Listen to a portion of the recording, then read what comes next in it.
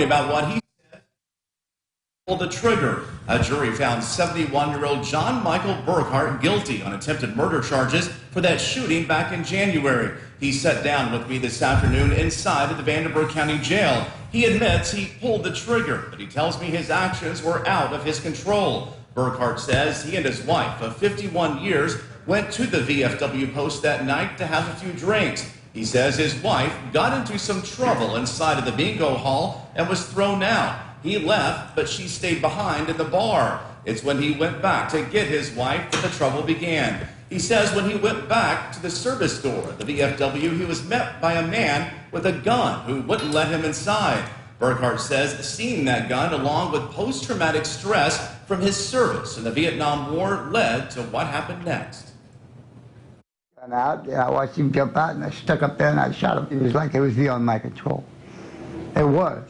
When I was coming around the buildings after I met him, it was as combat as you can get. I mean, if somebody had jumped out behind one of them cars, I would hate to think what would happen, because I was on edge.